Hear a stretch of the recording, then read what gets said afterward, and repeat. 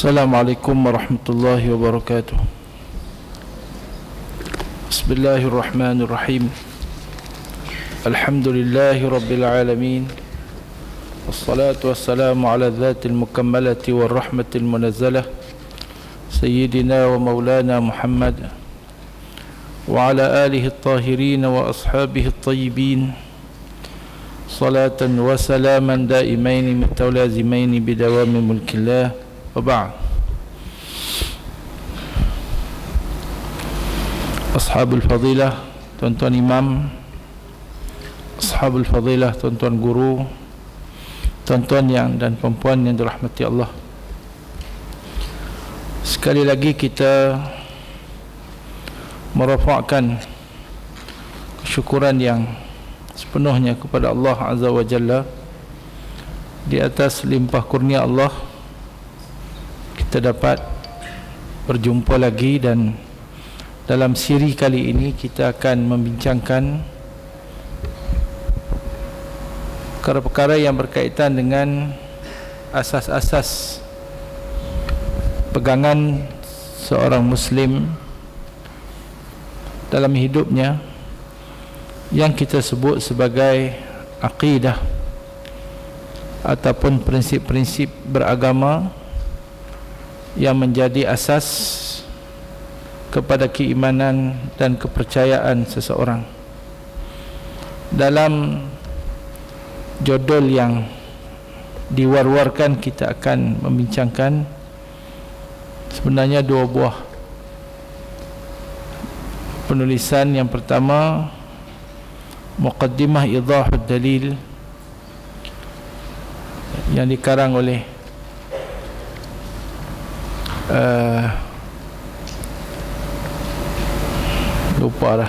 yang dikarang oleh seorang tokoh yang mutaakhir ini, iaitu Syekh Wahbi Sulaiman Ghauji Al-Albani, iaitu muqaddimah beliau kepada kitab Idahud Dalil yang ditulis oleh Badruddin Ibn Jama'ah.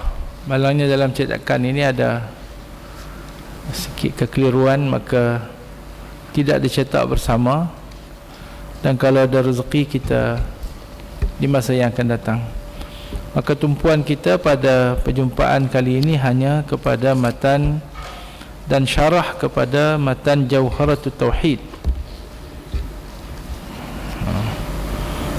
yang ada pada tuan-tuan. Baik,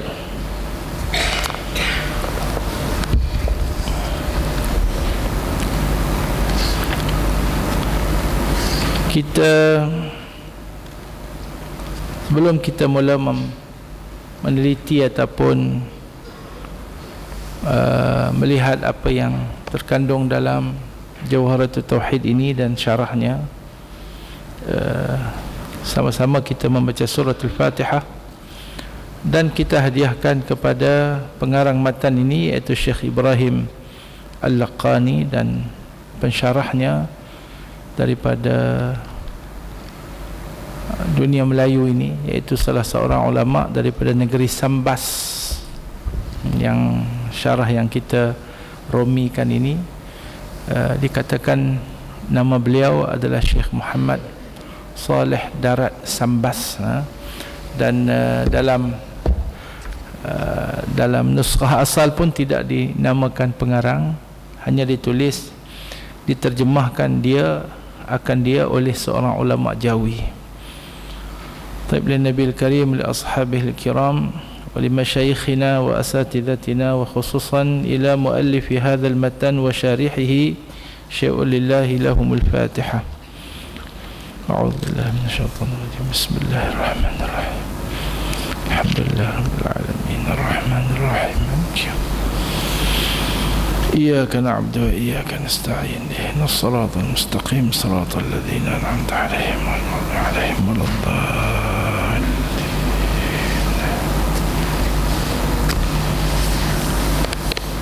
طيب.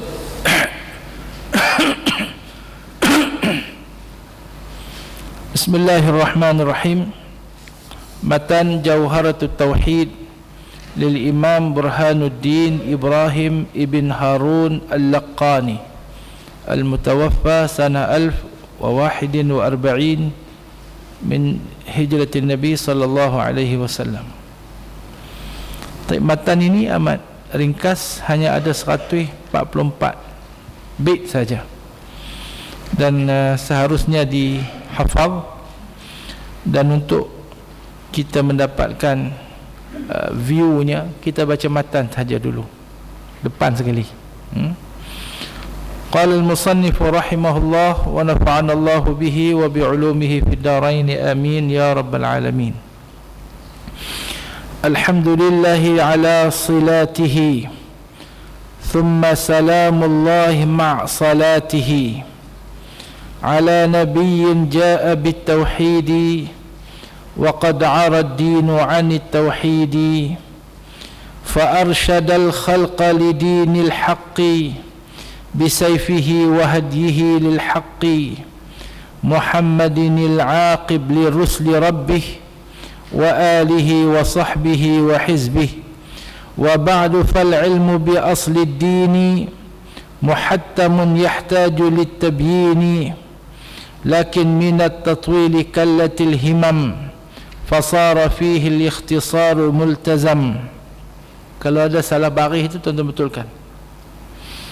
وهذه أرجوزة لقبتها جوهرة التوحيد قد هذبتها فالله أرجو في القبول نافعا بها مريدا في الثواب طامعا فكل من كلف شرعا وجبا عليه أن يعرف ما قد وجب لله والجائز والممتنع ومثل ذا لرسله فاستمعا إذ كل من قلد في التوحيد إيمانه لم يخل من ترديد ففيه بعض القوم يحكي الخلفا وبعضهم حقق فيه الكشف فقال إن يزم بقول الغير كفى وإلا لم يزل في الضير والزم بأن أول مما يجب والزم بأن أولا مما يجب معرفة وفيه خلف منتصب فانظر إلى نفسك ثم انتقلي للعالم العلوي ثم السفلي تجد به صنعا بديع الحكم لكن به قام دليل العدم وكل ما جاز عليه العدم عليه قطعا يستحيل القدم وفسر الإيمان بالتصديق والنطق فيه الخلف بالتحقيق فقيل شرط كالعمل وقيل بل شطر والإسلام شرحن بالعمل مثال هذا الحج والصلاة كذا الصيام قادر كذا الصيام فدر والزكاة ورجحت زيادة الإيمان بما تزيد طاعة الإنسان ونقصه بنقصها وقيل لا خلف فكذا قد نقل فواجب له الوجود والقدم كذا بقاء لا يشاب بالعدم وأنه لما ينال العدم مخالف برهان هذا القدم قيامه بالنفس وحدانية منزها أوصافه سنية عن ضد أو شبه شريك مطلقا ووالد كذا الولد والأصدقاء وقدرة إرادة وغايرت أمرا وعلما والرضا كما ثبت وعلمه ولا يقال مكتسب فاتبع سبيل الحق واطرح الريب حياته كذا الكلام السمع ثم البصر بذي أتانا السمع فهل له إدراك أو لا خلف وعند قوم صح فيه الوقف حي عليم قادر مريد سمع بصير ما يشاء يريد متكلم ثم صفات الذات ليست بغير أو بعين الذات فقدرة بممكن تعلقت بلا تناهي ما به تعلقت ووحدة أوحد لها ومثل ذي إرادة والعلم لكن عم ذي وعم أيضا واجبا والممتنع ومثل ذا كلامه فلنتبع وكل موجود آن للسمع به، كذا البصر إدراكه إن قيل به، وغير علم هذه كما ثبت. ثم الحياة ما بشيء تعلقت، وعندنا أسماؤه العظيمة، كذا صفات ذاته قديمة، واختير أن اسماه توفيقية، كذا الصفات فاحفظ السمعية. وكل نص أوهم التشبيه أوله أو فوض ورم تنزيها، ونزه القرآن أي كلامه عن الحدوث واحذر انتقامه. وكل نص للحدوث دل، احمل على اللفظ الذي قد دل، ويستحيل ضد ذي الصفات في حقه كالكون في الجهات، وجائز في حقه ما أمكن إيجادا إعداما كرزقه الغنى، فخالق لعبده وما عمل، موفق لمن أراد أن يصل، وخاذل لمن أراد بعده، ومنجز لمن أراد وعده، فوز السعيد عنده في الأزل، كذا الشقي ثم لم ينتقل. وعندنا للعبد كسب كلف به ولكن لم يؤثر فاعرفا، فليس مجبورا ولا اختيارا، وليس كلا يفعل اختيارا. فإن يثبتنا فبمحض الفضل، وأن يعذب فبمحض العدل. وقولهم إن الصلاح واجب عليه زور ما عليه واجب، ألم يروا إلامه الأطفال وشبهها فحذر المحال. وجائز عليه خلق الشر والخير كالإسلام وجهل الكفر، وواجب إيماننا بالقدر وبالقضاء كما أتى في الخبر. ومنه أن ينظر بالأبصار لكن بلا كيف ولا انحصار، للمؤمنين إذ بجائز علقت، وهذا وللمختار دنيا ثبت. ومنه إرسل جميع الرسل فلا وجوب بل بمحض الفضل، لكن بذا إيماننا قد وجب، فدع هوى قوم بهم قد لعبا. وواجب في حقهم الأمانة، وصدقهم وضف لها الفطانة، ومثل ذا تبليغهم لما أتوا، ويستحيل ضدها كما رووا. وجائز في حقهم كالأكل وكالجماع للنساء في الحل، وجامع معنى الذي تقرر شهادة الإسلام فاطرح المرى. ولم تكن نبوة مكتسبة، ولو رقى في الخير أعلى عقبة، بل ذاك فضل الله يؤتيه لمن يشاء جل الله واهب المنن. وأفضل الخلق على الإطلاق نبينا فمل عن الشقاق، والأنبياء يلونهم في الفضل، وبعدهم ملائكة ذي الفضل. هذا وقوم فصلوا إذ فضلوا، وبعض كل بعضه قد يفضل، بالمعجزات أيدوا تكرما، وعصمة البري لكل حتما. وخص خير الخلق أن قد تمم به الجميع ربنا وعمم، بعثته فشرعه لا ينسخ بغيره حتى الزمان ينسخ، ونسقه لشرع غيره وقع حتما أذل الله من له منع. ونسق بعض شرعه بالبعض أجز، وما في ذا له من عض، ومعجزاته كثيرة غرر، منها كلام الله معجز البشر، والزم بمعرج النبي كما رووا، وبرئا لعائشة مما رموا. وصحبه خير القرون فاستمع، فتابع لمن تبع. وخيرهم من ولي الخلافة، وأمرهم في الفضل كالخلافة. يليهم قوم كرام بررة، عدتهم 6 تمام العشرة.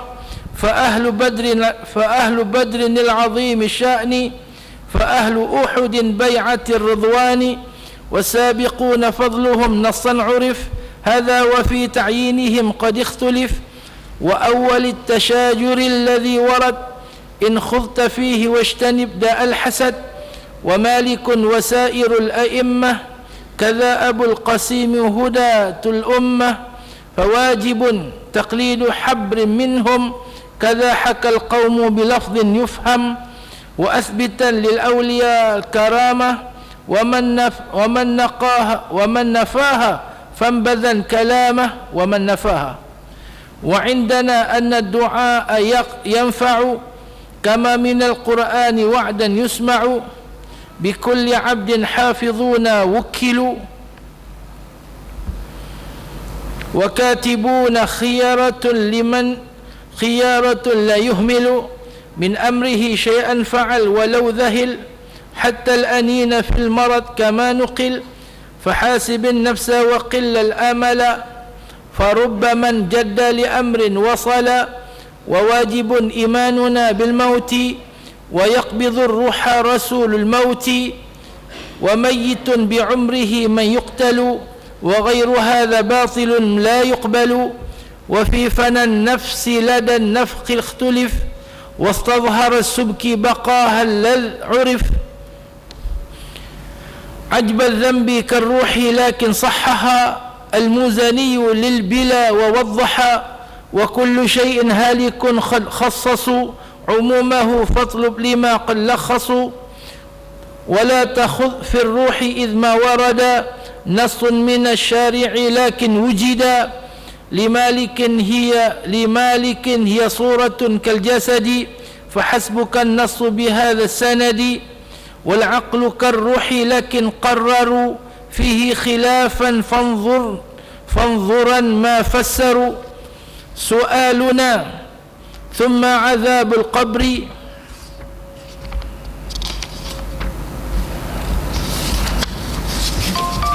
سؤالنا ثم عذاب القبر نعيمه واجب كبعث الحشر وقل يعاد الجسم بالتحقيق عن عدم وقيل عن تفريق محضين لكن ذا الخلاف خصا بالأنبياء ومن عليهم نصا وفي الإعادة العرض قولان ورجحت إعادة الأعيان وفي الزمن قولان والحساب حق وما في حق ارتياب فالسيئات عنده بالمثل والحسنات ضوعفت بالفضل وباجتناب للكبائر تغفر صغائر وجل الوضوء يكفر واليوم الآخر ثم هول الموقف حق فخفف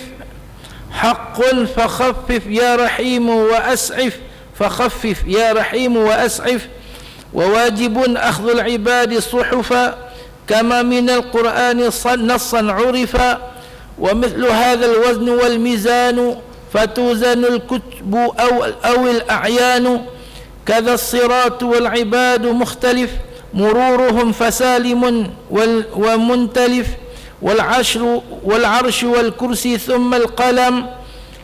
ثم القلم والكاتبون اللوح كل حكم لا لاحتياج وبها الإيمان يجب عليك أيها الإنسان والنار حق أوجدت كالجنة فلا تمل لجاحد ذي جنة دار خلود للسعيد والشقي معذب منعم مهما بقي إيماننا بحوض خير الرسل حتم كما جاءنا في النقل ينال شربا منه أقوام وفوا بعهدهم وقل يذاذ من طغوا وواجب شفاعة المشفع محمد مقدما لا تمنعي وغيره من مرتضى الأخيار يشفع كما جاء في الأخبار إذ جائز غفران غير الكفر فلا نكفر مؤمنا بالوزر ومن يمت ولم يتب من ذنبه فأمره مفوض لربه وواجب تعذيب بعض ارتكب كبيرة ثم الخلود مجتنب وصف شهيد الحرب بالحياة ورزقه من مشتهى الجنات والرزق عند القوم ما به انتفع وقيل لا بل ما ملك وما اتبع فيرزق الله الحلال فاعلما ويرزق المكروه والمحرم في الاكتساب والتوكل اختلف والراجح التفصيل حسب ما عرف وعندنا الشيء هو الموجود وثابت في الخارج الموجود وجود شيء عينه والجوهر الفرد حادث عندنا لا ينكر ثم الذنوب عندنا قسمان صغيرة كبيرة فالثاني منه المتاب واجب في الحال ولا انتقاض إن يعد للحال لكن يجدد توبة لما اقترف وفي القبول رأيه قد اختلف وحفظ دين ثم نفس مل نسب ومثلها عقل وعرض قد وجب ومن لمعلوم ضرورة جحد من ديننا يقتل كفرا ليس حد يقتل بدون الضم ومثل هذا من نفى لمجمع أو استباح كالزنا فلتسمعي وواجب نصب إمام عدل بالشرع فاعلم لا بحكم العقل فليس ركنا يعتقد في الدين فلا تزغ عن أمره المبين إلا بكفر فانبذن عهده فالله يكفينا أذاه وحده بغير هذا لا يباح صرفه وليس يعزل إن أزيل وصفه وأمر بعرف واجتنب نميمة وغيبة وخصلة ذميمة كالعجب والكبر وداء الحسد وكالمراء والجدل فاعتمد وكن كما كان خيار الخلق حليف حلم تابعا للحق وكل خير في اتباع من سلف وكل شر في ابتداع من خلف وكل هدي للنبي قد رجح فما أبيح افعل ودع ما لم يبح فتابع الصالح ممن سلف وجانب البدعة ممن خلف وهذا وأرجو الله في الإخلاص من الرياء ثم في الخلاص من الرجيم ثم نفس والهوى ومن يمن لهؤلاء قد غوى هذا وأرجو الله أن يمنح عند السؤال مطلقا حجتنا ثم الصلاة والسلام الدائم على نبي دأبه المراحم محمد وصحبه وعترته وتابع لنهجه من أمته. 144 matan. Baik. Baca saja 10 minit. Baca matan ya. Kita pergi kepada dia tak boleh berpoya-poya sangat. Dia kena tengok sikit dan macam itulah. Dan kalau ingat hari tu ni kita ada baca matan Aqidah At-Tahawiyah. Hari ini kita baca matan Aqidah Jawharatu At-Tauhid. Kedua-dua matan ini membincangkan satu perkara yang amat besar dalam Islam, iaitu perkara yang berkaitan dengan akidah. Orang tanya dan orang duk hantar SMS, "Ustaz ni kau belah mana? Tahawiyah pun baca, Jawharatut Tauhid pun baca." Saya tanya, "Hang duk kau belah mana? Hang ni lagu mana?" Jadi ada kecenderungan di dalam kalangan segelintir umat Islam yang ingin melihat supaya keadaan umat yang memahami Islam itu ataupun keadaan umat yang mentauhidkan Allah itu menjadi kucar-kacir dan berlaku di sana saling menolak antara satu sama lain. Hanya kami sahaja Ahlus Sunnah, yang lain itu bukan Ahlus Sunnah. Satu. Kemudian hanya kami saja orang yang mentauhidkan Allah, yang lain itu tidak mentauhidkan Allah. Ini lebih membawa kepada perkara yang agak merisaukan, sehingga kami sahaja orang Islam yang lain itu bukan orang Islam, wal'iyadzubillah.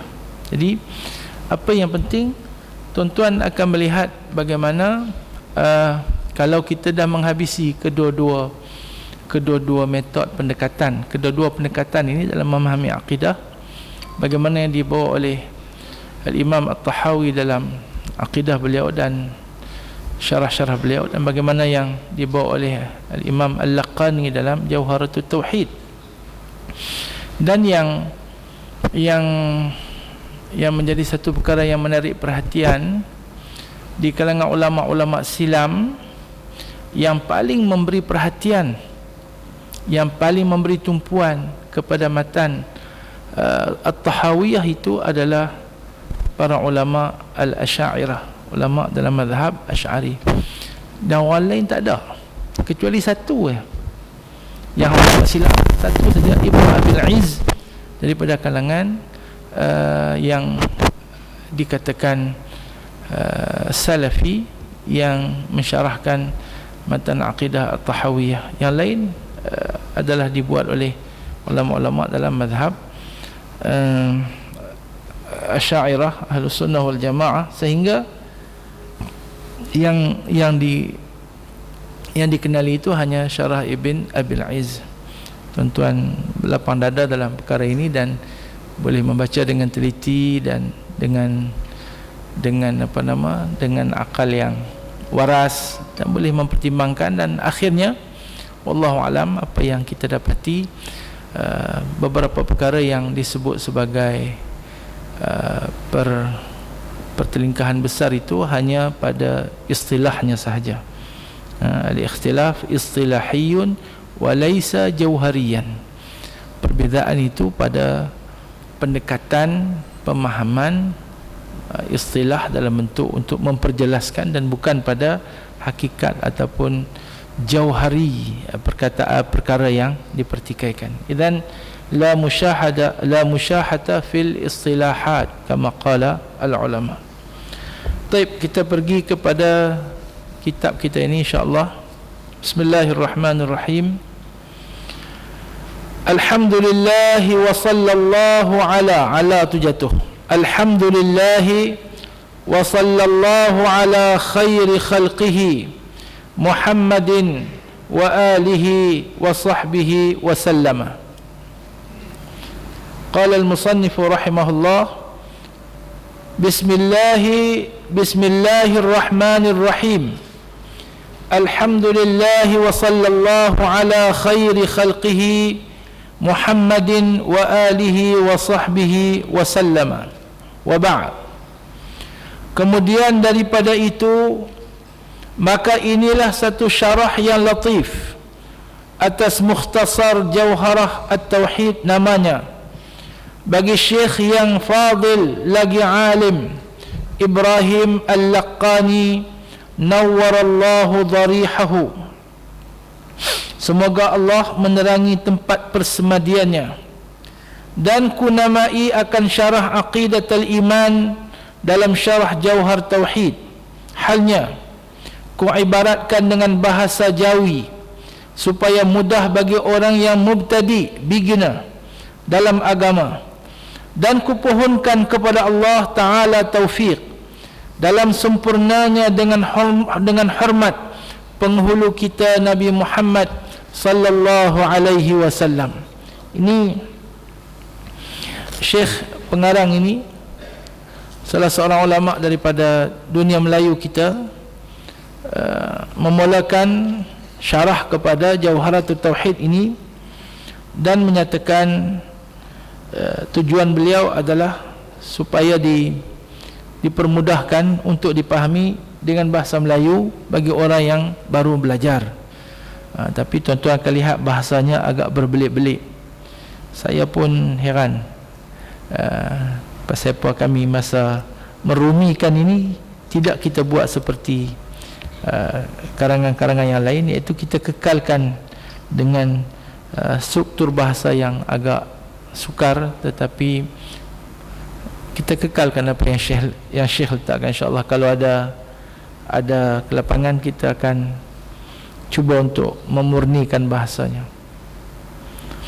Dan di sini awal-awal lagi dia kata, ku pohon kepada Allah Ta'ala taufik dalam sempurnanya dengan hormat penghulu kita Muhammad sallallahu alaihi wasallam, dengan kemuliaan penghulu kita Muhammad sallallahu alaihi wasallam. Ku pohonkan kepada Allah taufik dalam sempurnanya dengan hormat penghulu kita Nabi Muhammad sallallahu alaihi wasallam. Ini termasuk dalam tawassul, dan yang kita pegang dalam ahlu sunnah wal jamaah, iaitu tawassul ini adalah min masaili ad-du'a, daripada perkara yang berkaitan dengan doa, dan dia tidak ada kaitan dengan akidah. Dalam keadaan ada orang yang meletakkan tawassul ini dalam bab akidah yang akhirnya menyesatkan, bukan sekadar menyesatkan, bahkan mengkafirkan dan mensyirikkan orang yang bertawassul. Ini pun nanti kita akan tengok di dalam ni, dan ini satu perkara yang agak merunsingkan dan agak menyedihkan. Maka kata Syekh rahimahullah, Bismillahirrahmanirrahim. Maka kata Syekh rahimahullah rahmatullahi alaih, Bismillahirrahmanirrahim, yakni kumulai dengan barakat Ismullahi Ta'ala, dengan barakat Asma'ullahi Ta'ala yang memberi nugrahi akan hambanya, yang memberi nikmat akan dia. Dan makna Bismillah itu kemuliaan Allah. Arti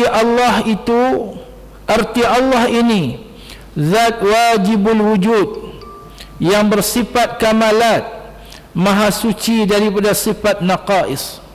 Syekh mengatakan, dan makna Bismillah itu kemuliaan Allah, kerana diambil daripada makna bahasa perkataan ismun, daripada perkataan sumu.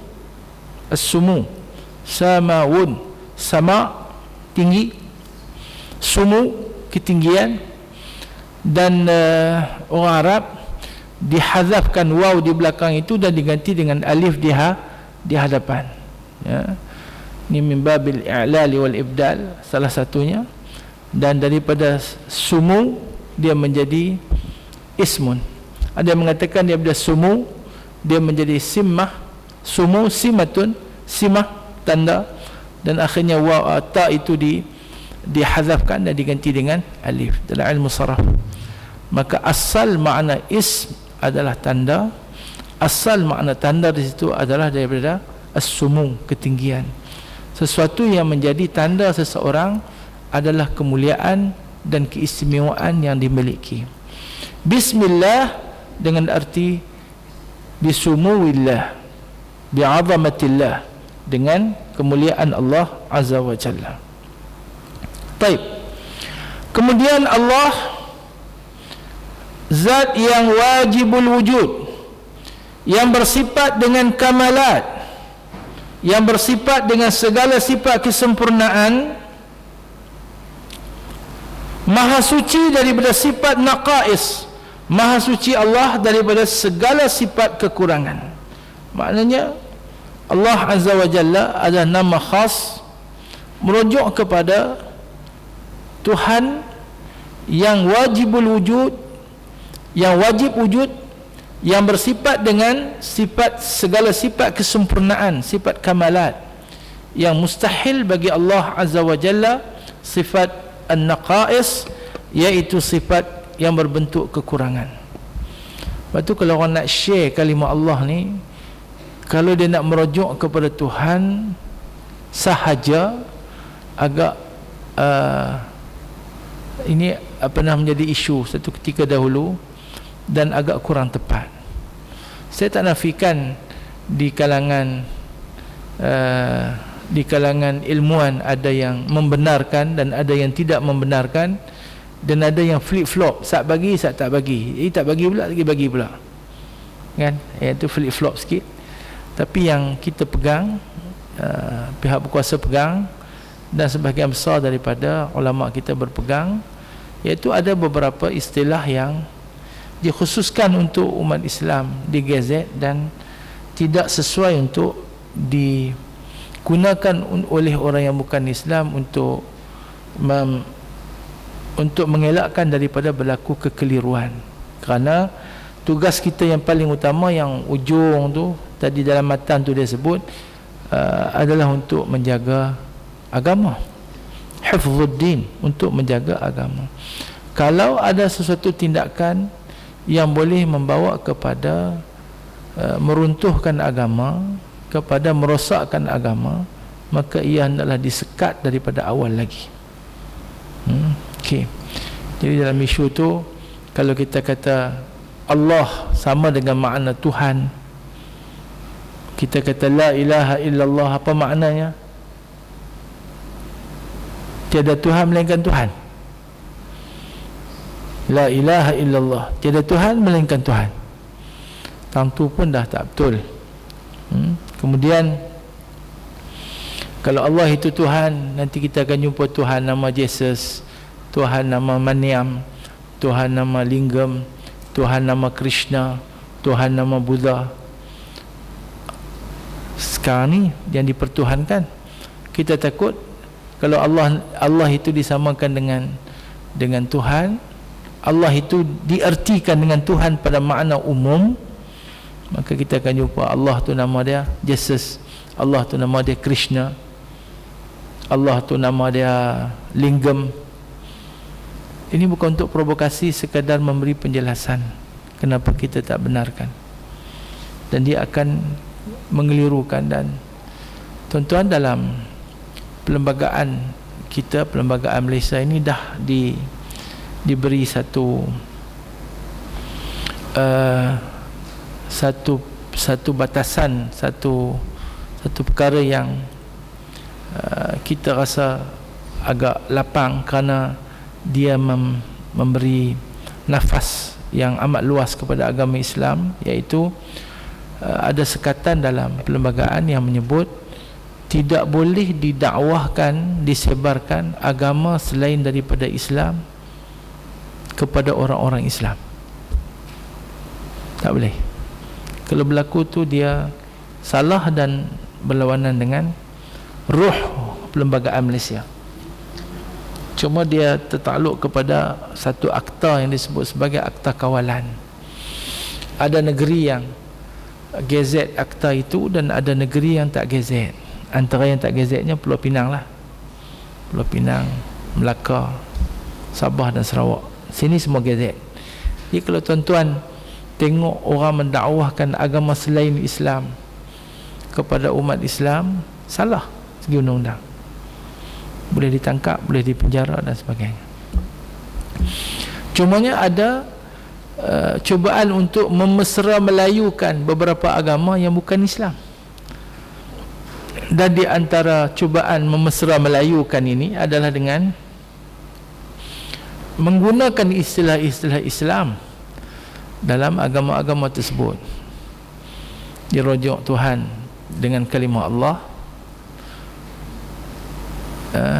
Nanti kita jumpa hang nak pergi mana ni? Nak pergi solat tak? Tak mana? Tu Surau Krishna tu. Hang kerja apa? Saya Tok Siak. Tok Siak mana? Tok Siak gereja tu. Dia boleh jadi macam tu. Dan benar dan dah berlaku pun di negara yang agak tidak memberi penekanan kepada perkara-perkara ini. Ikut tuan-tuan lah, berbeza pandangan itu saya tidak ada masalah. Nak terima ke tak terima ke pandangan saya, tak ada masalah. Tapi untuk setakat ini kita melihat mudaratnya adalah amat besar. Kalau Pulau Pinang kita wartakan sebanyak 41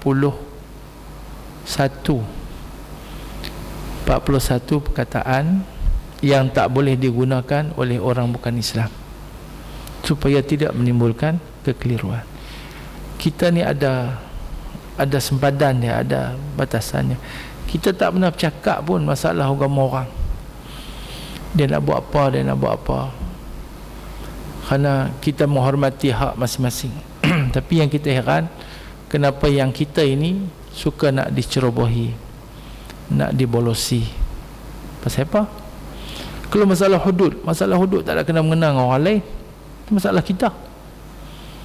Masalah undang-undang Islam, masalah kita. Pasal apa yang ada cubaan nak bercakap masalah tu, nak memberi komen dan nak menghalang kepada penghayatan dan pengamalan syariat Islam. Jadi perkara-perkara ini amat merunsingkan, dan tuan-tuan kena faham bahawa menjaga agama itu adalah fokus yang paling penting dalam kerja buat kita, dalam usaha kita, dalam kita melaksanakan tanggungjawab beragama kita. Di samping kita melaksanakan tuntutan Islam, sembahyang, puasa, zakat, haji dan sebagainya, menjaga agama itu antara benda yang paling penting. Baik. Dan makna Ar-Rahman itu bersifat murah, yang memberi rezeki akan hambanya yang tiada inhisar, yang tiada batasan. Allah memberi rezeki, Allah memberi segala-galanya tanpa batasan. Itu difahami pada sifat Ar-Rahman. Dan makna Ar-Rahim iaitu memberi nikmat akan hambanya. Dan ada yang mengatakan Ar-Rahim dikhususkan untuk orang yang beriman. Syahadan, membaca bismillah atau alhamdulillah atau berzikir dalam tiap-tiap perbuatan yang tiada haram dan tiada makruh. Kerana sabda Nabi sallallahu alaihi wasallam, bermula tiap-tiap perbuatan yang tiada makruh dan tiada haram halnya tiada dimulai dengan bismillah atau alhamdulillah, maka ia kurang berkatnya. Ini Tuan Syekh menggabungkan beberapa hadis, yang mana hadis-hadis ini dengan beberapa jalannya ada sebahagian ulama mengatakan naik kepada darjat hasan li ghairi, iaitu hadis yang menyebut kullu amrin dhibalin la yubda'u bi bismillahirrahmanirrahim fahuwa aqta', wa fi riwayatin fahuwa ajzam, wa fi riwayatin fahuwa abtar, wa fi riwayah kullu amrin dhibalin la yubda'u bilhamdulillah. Ada riwayat yang mengatakan tidak dimulakan dengan bismillah, ada riwayat yang mengatakan tidak dimulakan dengan alhamdulillah. Maka kita lihat Tuan Syekh dalam buku ini dihimpun dua-dua sekali, dimulakan dengan bismillah dan dimulakan dengan alhamdulillah. Bukan mengarang ya tuan-tuan, semua sekali. Makan, minum, apa sahaja benda yang kita buat, selagi mana statusnya tidak makruh, selagi mana statusnya tidak haram, maka kita digesa dan digalakkan untuk menyebut bismillah dan alhamdulillah. Adapun hukum orang yang membaca bismillah itu 4 perkara. Pertamanya wajib. Bila kita wajib baca bismillah? Dalam salat ketika membaca suratul Fatihah. Dengan kita memperakui ada di sana perbezaan pandangan di kalangan ulama tentang status bismillah kepada beberapa pandangan. Bismillah sebahagian daripada ayat Al-Quran tidak dipertikaikan. Ini ijma'. Bismillah itu daripada Al-Quran mesti diperakui. Innahu min Sulaiman wa innahu bismillahirrahmanirrahim. Itu tak boleh dipertikaikan. Kemudian ada ulama yang mengatakan dengan beberapa sandaran, bismillahirrahmanirrahim adalah sebahagian daripada suratul Fatihah, ayat yang pertama. Hatta negeri yang berpegang dengan pandangan yang bismillah bukan daripada suratul Fatihah, bila dia cetak Al-Quran, dia tulis bismillahirrahmanirrahim pada awal suratul Fatihah dan diletakkan nombor 1. Tengoklah mushaf negeri mana pun, tanpa saya menamakan mana-mana negeri. Ada kita faham ada negeri yang mazhab yang kuat dipegang di situ, mazhab rasmi kerajaan yang berpegang dengan bismillah, bukan satu ayat daripada suratul Fatihah. Tetapi bila mereka cetak Quran dalam suratul Fatihah tu bismillahirrahmanirrahim, dia buat bulat, dia buat satu. Apa makna tu? Ayat nombor satu. Kemudian ada pandangan yang mengatakan bismillahirrahmanirrahim adalah ayat yang khusus yang diturunkan oleh Allah Azza wa Jalla untuk diletakkan di awal setiap surah untuk membezakan antara satu surah dengan satu surah. Jadi menurut Al-Imam An-Nawawi dalam At-Tibyan fi Adabi Hamalatil Quran, beliau berpandangan, kita baca, kita tahu di sini, kalau tak silap, berdasarkan pandangan yang ketiga ini, kalau orang tu dia mengambil upah membaca Al-Quran dan ditinggalkan bismillah itu, maka dia sebenarnya tidak membaca keseluruhan Al-Quran, kerana berdasarkan pandangan bismillah itu adalah ayat yang pertama pada setiap surah. Wallahu alam. Kecuali dalam surah Taubah, suratul Bara'ah. Baik. Yang kedua sunat pada semua keadaan dan ketika. Baik. Kembali kepada bismillah. Bismillahirrahmanirrahim, satu ayat dalam suratul Fatihah. Bismillahirrahmanirrahim. Alhamdulillahirabbil alamin. Ar-Rahmanir-Rahim. Maliki yaumiddin. Iyyaka na'budu wa iyyaka nasta'in. Ihdinas siratal mustaqim. Siratal ladzina an'amta 'alaihim ghairil maghdubi 'alaihim waladdallin. Amin. Ada ditanya saya, mungkin ada dijadikan isu sekarang ini, iaitu adalah berkenaan dengan berhenti pada siratal ladzina an'amta 'alaihim ghairil maghdubi 'alaihim waladdallin. Siratal ladzina an'amta 'alaihim. Boleh tak berhenti tentu? Bila berhenti tentu dia kata jadi 8 ayat. Adakah berhenti tentu jadi 8 ayat? Ayat kursi ada berapa ayat? Ayatul kursi. Ayat kursi ni satu ayat ya. Siapa baca ayat kursi senapah? Allahu la ilaha illa huwal hayyul qayyum la ta'khudhuhu sinatun wa la nawm lahu ma fis la ta'khudhuhu sinatun wa la nawm la ta'khudhuhu sinatun wa la nawm lahu ma fis samawati wa ma fil ardi man dhal ladzi yashfa'u 'indahu illa bi idhnihi ya'lamu ma bayna aydihim wa ma khalfahum wa la yuhituna bi shay'in min 'ilmihi. Boleh kita berhenti pada tempat yang dibenarkan berhenti itu, tidak mencacatkan ianya sebagai satu ayat. Apatah lagi kalau berhenti itu pada waqaf yang hasan.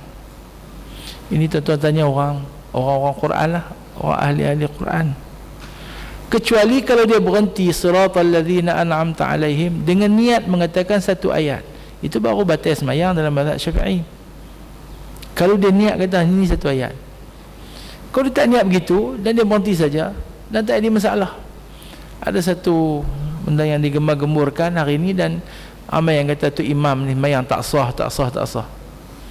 Yang terbaik bagaimana dan yang boleh bagaimana, itu mestinya tidak sah saja.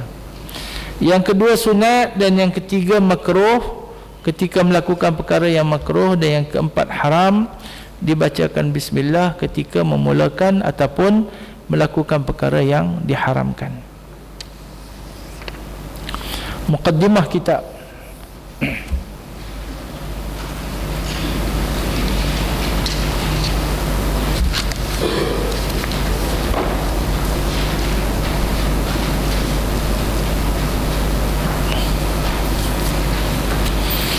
طيب.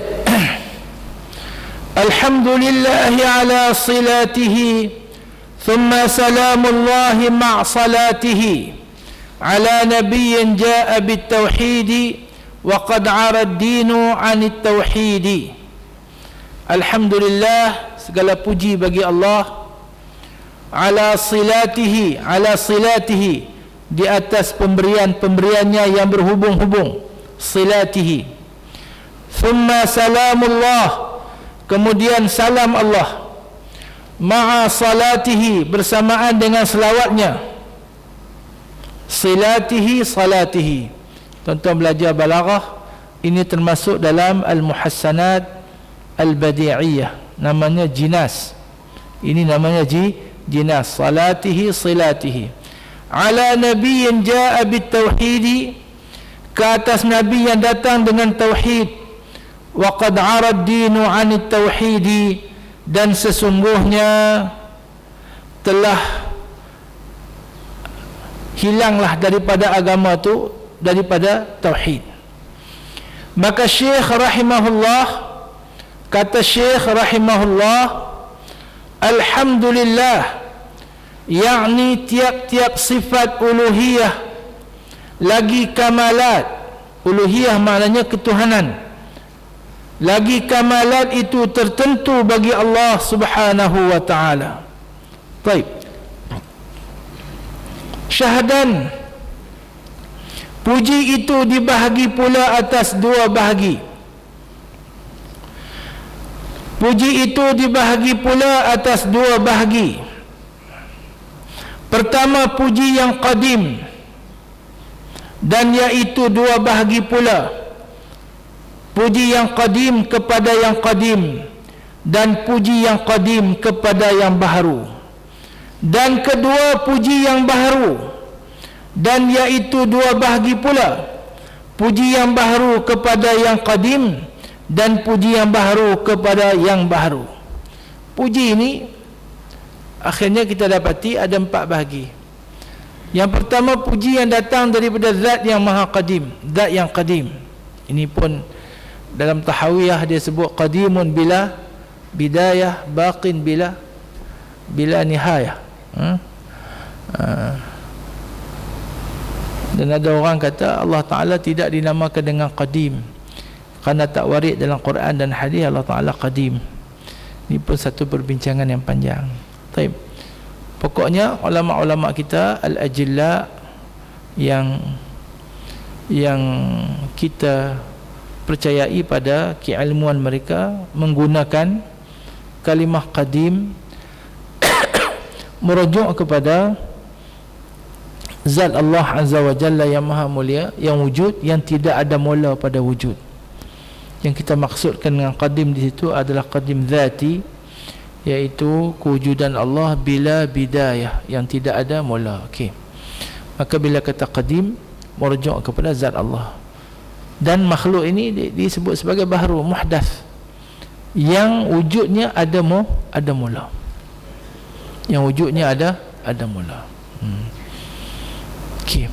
Qadimun, maka puji ini ada puji yang qadim, ada puji daripada yang baharu. Puji yang qadim pula terbahagi kepada dua. Puji yang qadim kepada yang qadim, Allah memuji dirinya sendiri. Kemudian puji yang qadim kepada yang baharu, Allah memuji makhluk. Okey, ini adalah tingkatan puji yang tinggi.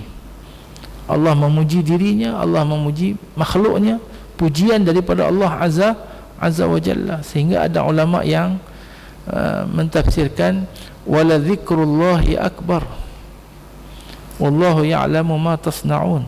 Wala dzikrullahi akbar, wala dzikrullah ada mengatakan kita ingat Allah, kita ingat Allah, itu adalah satu amalan yang amat besar. Ada yang mengatakan wala dzikrullahi akbar wala dzikrukallahi akbar, bahawa Allah menyebut nama kamu itu yang lebih besar. Man dzakarahumullahu fi man indahu, tergolong daripada golongan yang Allah menyebut nama mereka kepada para penghuni langit. Itu lebih hebat. Kita ni kalau orang sebut nama kita, Allah seronok. Orang cerita dia tu sebut nama hang ni bagus lah.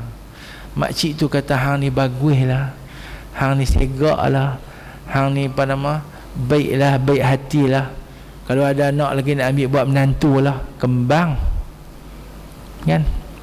Kalau ada orang buat ucapan sebut nama kita, yang berbahagia, Encik Faisal bin Sa'ad, seronok, kembang. Ataupun kalau ada orang besar-besar, menteri-menteri ke ketua-ketua jabatan, dalam ucapan sebut sahabat saya Encik Faisal, kembang. Orang sebut nama ni kembang. Tapi yang paling hebat, adakah nama kita disebut atau tidak oleh Allah Azza wa Jalla. Wala dzikrullahi akbar, ay bima'na wala an dzakara ismakallahu fi man 'indahu min ahli samawat, hadha huwal akbar. Ada apa makna nama kita meniti di bibir-bibir makhluk? Dan kebanyakannya kalau meniti di bibir makhluk itu dengan puji, di sana juga ada keji. Itu adat bagi makhluk. Pepatah Arab ada mengatakan bidayat al-madih bidayatus syatimah. Puji-puji itu adalah permulaan bagi keji-keji. Ada orang puji-puji kita tu makna di sana ada orang duk keji-keji kita. Jangan seronok sangat. Kalau nak rebut, tuan-tuan, rebutlah pujian daripada Tuhan, pujian daripada yang qadim. Jangan kita rebut pujian daripada yang baru. Jadi puji qadim bagi qadim, puji qadim bagi baru. Satu. Yang kedua, puji baru bagi qadim. Kita memuja-muji Allah Azza wa Jalla. Dan nafa'nya adalah kembali kepada kita.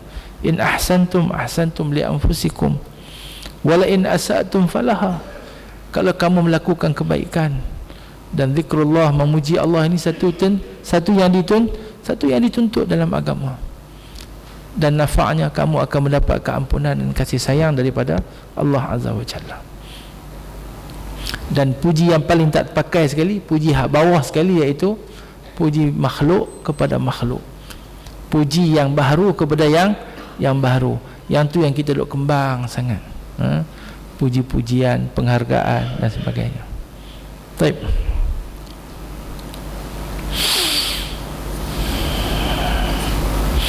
Kata Syekh rahimahullahu ta'ala, ala silatihi, yakni tiap-tiap puji itu tentu bagi Allah Ta'ala.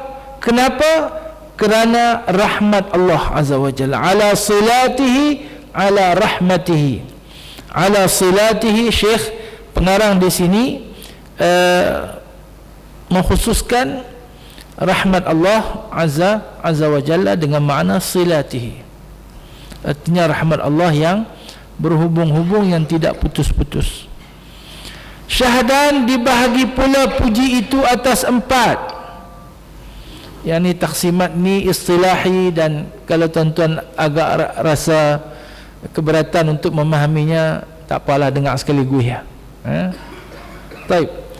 Syahadan dibahagi pula puji itu atas 4 bahagi.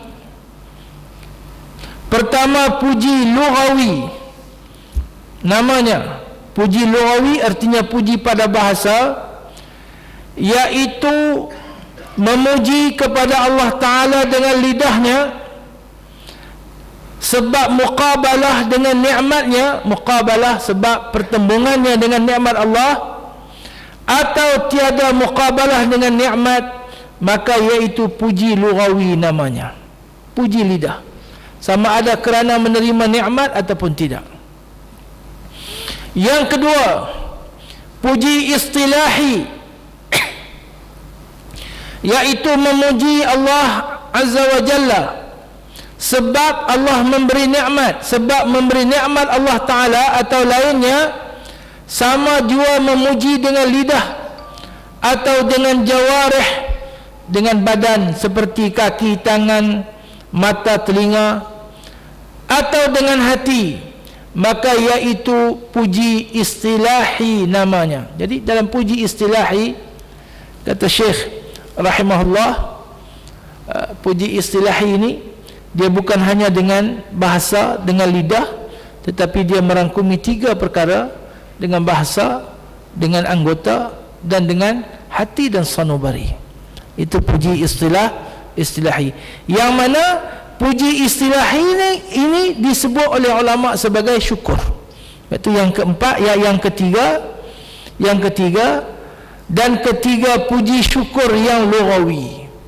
Yang ketiga, syukur yang lughawi, iaitu namanya, iaitu bersamaan dengan puji yang istilahi atas kata sebahagian daripada ulama.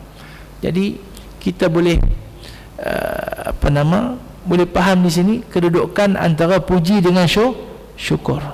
Jadi ada puji yang lughawi, ada puji yang istilahi, iaitu memuji Allah dengan perkataan, perbuatan dan dengan hati dan sanubari kita. Dan puji yang istilahi ini adalah syukur yang lughawi, kata Syekh. Dan keempat, puji syukur yang istilahi, iaitu merintihkan barang nikmat yang telah dikurniakan oleh Allah Subhanahu wa taala, seperti nikmat mata dan lidah dan telinga dan akal dan jawarih dan barang sebagainya, diperintahkan kepada keredaan Allah, maka iaitu puji istilahi namanya.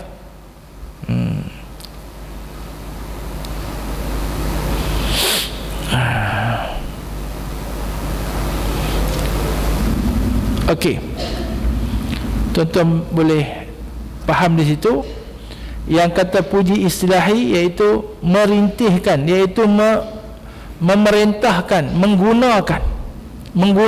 mempergunakan segala nikmat yang dikurniakan oleh Allah Azza wa Jalla untuk mencari keridaan Allah. Mata, telinga, jawarih, lidah, akal, fikiran dihalalkan, ditumpukan untuk mendapatkan keridaan Allah Azza wa Jalla. Maka itu adalah syukur yang istilahi. Maka ada yang kita faham di sini, puji lughawi, ada puji istilahi.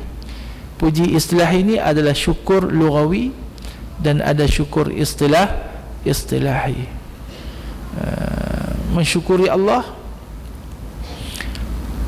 merasa terhutang budi dengan Allah, dengan nikmat mata, nikmat telinga, nikmat jawarih, nikmat lidah, dengan hati kita merasa terhutang budi dengan Allah, itu syukur lughawi. Tapi apabila kita mempergunakan mata, telinga, perut, kaki, tangan, hidung, akal, fikiran, tenaga yang Allah Ta'ala kurniakan untuk mencari redha Allah, itu adalah syukur istilahi. Itu adalah syukur istilahi. Maka kata Syekh rahimahullah, thumma salamullahi ma' salatihi ala nabiyyin ja'a bit-tauhidi wa qad 'ara ad-dinu 'an at-tauhidi. Yakni maka salam Allah Ta'ala serta rahmatnya atas Nabi sallallahu alaihi wasallam, halnya disuruh oleh Allah kepada segala makhluk. Dalam kitab ni kalau dia kata disuruh oleh Allah tu, ada kalanya memberi maksud diutuskan oleh Allah. Disuruhkan oleh Allah artinya diutuskan sebagai rasul oleh Allah Azza wa Jalla kepada segala makhluk dengan membawa ilmu tauhid, dan sehingganya suci agama itu daripada tauhid. Karena ketika Nabi sallallahu alaihi wasallam diutuskan oleh Allah Azza wa Jalla, wa qad 'ara ad-dinu 'anit tauhid, wa qad 'ara ad-dinu 'anit tauhid, maknanya ketika Nabi sallallahu alaihi wasallam diutuskan oleh Allah Azza wa Jalla, agama itu ada masalah dengan tauhid. Walhal Ibrahim tu hanifan musliman wa ma kana minal musyrikin. Ibrahim tu seorang yang hanif, seorang yang mulia, seorang yang muslim, dan dia bukan daripada kalangan orang musyrikin, bukan daripada kalangan orang yang menyekutukan Allah Azza wa Jalla. Walaupun umat Arab ketika itu mewarisi agama Nabi Ibrahim alaihi salam, dan ada di sana perkara-perkara yang ada kaitan dengan agama Nabi Ibrahim masih lagi dikekalkan. Yang paling jelasnya kewujudan Kaabah, dan diamalkan lagi dengan beberapa ritual agama tauhid, di antaranya menunaikan ibadah haji dengan tawafnya dan sebagainya. Namun waqad arad dinu 'anit tauhid, ketika Nabi SAW diutuskan oleh Allah Azza wa Jalla, arad dinu 'anit tauhid. Wa fi ba'd nusakh, dalam beberapa naskah matan disebut waqad khala ad-dinu 'anit tauhid. Daripada disebut arad din, khala yang makna khulu, kosong agama itu ketika itu daripada tauhid. Syahadan, arti salam Allah kepada Nabi sallallahu alaihi wasallam itu, iaitu racana daripada hidayah Allah. Racana, la nama dengan rencana lah kot. Racana bermakna ibaratun an. Racana artinya satu racana daripada, satu ibarat daripada hidayah Allah yang munasabah kepada martabat Nabi kita Muhammad sallallahu alaihi wasallam. Dan kata setengah ulama iaitu sejahtera ia daripada fitnah dunia dan akhirat. Ini makna fitnah ni, iftitanul qalb, kekeliruan, kekaburan, kekesutan, sama ada di dunia dan di akhirat. Makna salam sejahtera ke atas Nabi sallallahu alaihi wasallam ada beberapa makna, di antara yang disebut oleh Syekh di sini adalah yang pertamanya, Allah memberi hidayah, petunjuk kepada Nabi, hidayah yang amat mulia dan tinggi martabatnya, setinggi dan semulianya Nabi kita Muhammad sallallahu alaihi wasallam.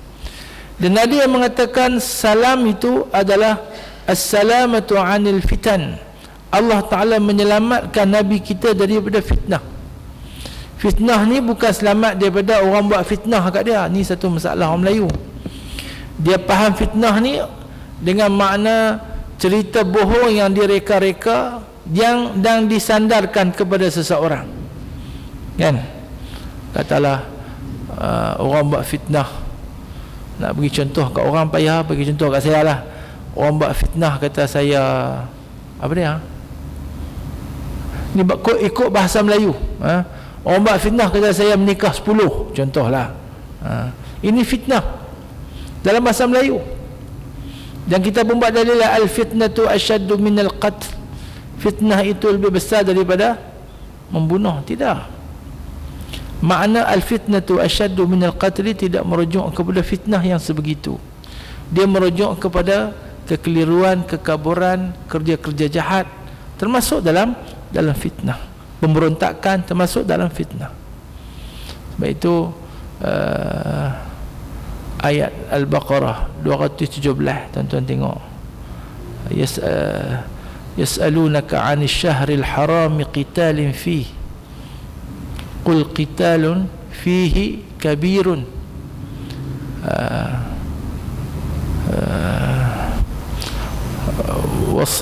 wasaddun 'an sabilillah wa ikhraju Allah lupa.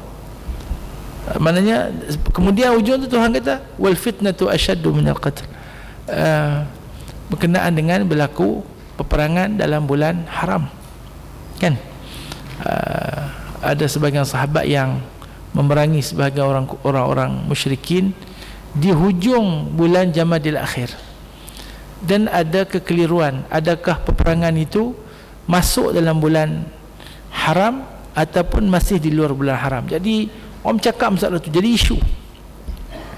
Kemudian Allah turunkan ayat itu 217, tengok Al-Baqarah, dan Tuhan kata okey, perang bulan haram tu tak patut berlaku, dosa besar, tapi sekat orang daripada jalan Allah, sekat orang daripada mengenali Allah dan mentauhidkan Allah, menyekat orang daripada beribadah di Masjidil Haram, menghalau Rasulullah dan para sahabat daripada kota Mekah. Ini lagi besar dosa dia, dan fitnah itu lebih besar daripada membunuh. Nampak tak? Allah Azza wa Jalla membilang, menyekat orang daripada jalan Allah, menyekat pelaksanaan syariat Islam, menyekat orang daripada beribadah di Masjidil Haram. Itu adalah fitnah. Wal fitnatu asyaddu minal qatl. Dan Nabi SAW mengikut di sini, salamullahi, salam Allah Ta'ala ke atas baginda, artinya baginda diselamatkan, disejahterakan daripada fitnah dunia dan akhirat. Dan kata lagi ada ni pandangan yang ketiga, iaitu racana daripada memeliharakan Allah Ta'ala daripada dosa besar dan dosa kecil. Salamullahi ala nabiyyina, Allah Ta'ala, salam Allah ke atas Nabi kita, maknanya Allah menyelamatkan Nabi, memeliharakan Nabi daripada melakukan dosa besar dan dosa kecil. Dan setengah ulama pula berpandangan racana daripada memelihara Allah Ta'ala daripada dapat a'rab al-bashariyah yang menjatuhkan, mencela akan dia. Artinya ada pandangan yang mengatakan salamullah ke atas Rasulullah, artinya Allah memelihara Nabi daripada perangai-perangai manusia, sifat-sifat kemanusiaan yang meruntuhkan ataupun yang